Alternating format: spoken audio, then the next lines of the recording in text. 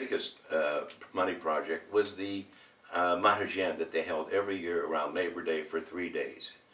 Took a lot of sacrifice and a lot of hard work on all the people in order to produce a Maharajan that would produce enough income to support the hospital. Everyone sacrificed their time, money, and efforts.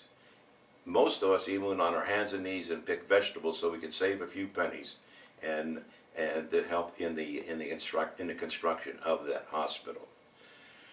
In the organization, most of the first immigrants spoke very little English, and we were fortunate to have among us a man named Salim Nami.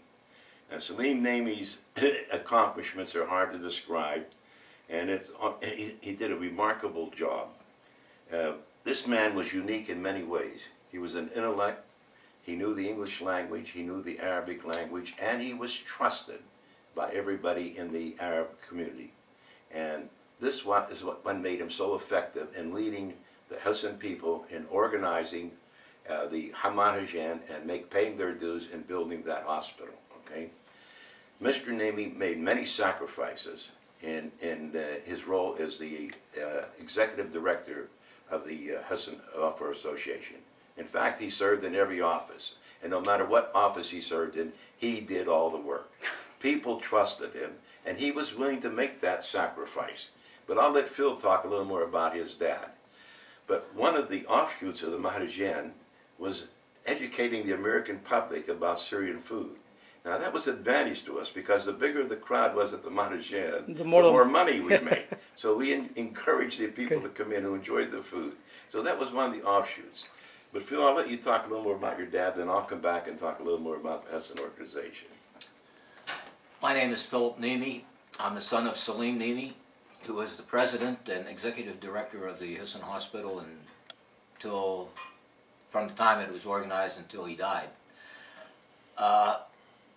He got involved when his cousin Nassim Brahim, Sam Brown, came back from Syria, and he was interested in doing something for the hospital. They finally got it organized and chartered back in 1944, and they worked extremely hard to get the hospital organized and raise enough funds. My father did most of the work.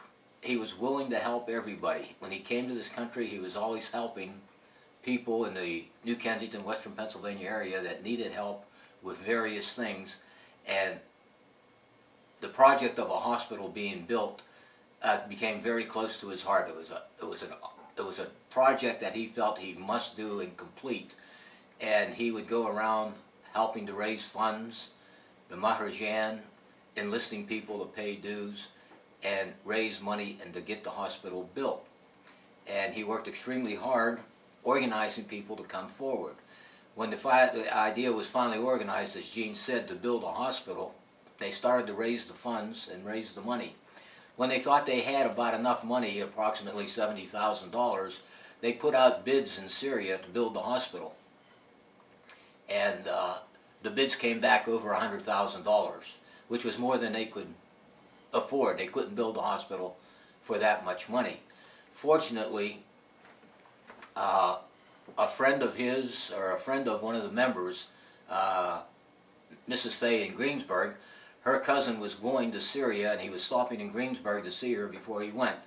He was coming from Trinidad. He was a successful businessman. His name was Abdo Sabah. And he stopped and he talked with my dad and Mrs. Fay, and my father explained the problems on getting the hospital built, that they didn't have enough funds, and that they didn't have $110,000. Abdo said that he would see what he could do, and he would try to help them out and see if he could get a better bid. He was only going over there for 4 to 6 weeks, maybe 2 months, he said, at the most.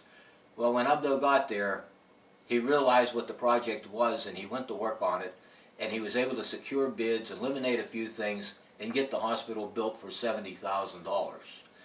But he didn't stay there for 2 months. He stayed for a year. He sacrificed a year of his life from his family and stayed there to construct the hospital. These were the kind of people that came in and helped build that hospital. Everybody sacrificed. This is a picture of Nassim Brahim, who was the originator of the hospital and said that we should do something for our people there. Can I turn it? Yeah.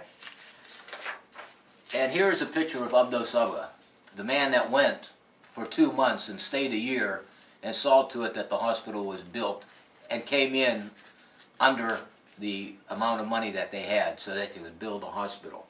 We had many people who sacrificed and gave of their time. Brahim Swed, who was one of the originators and one of the first secretaries here in western Pennsylvania, and he moved to Detroit. But it was his idea about we should build the hospital because his wife got sick. This is Brahim Swed, and he deserves much credit, and this is his wife.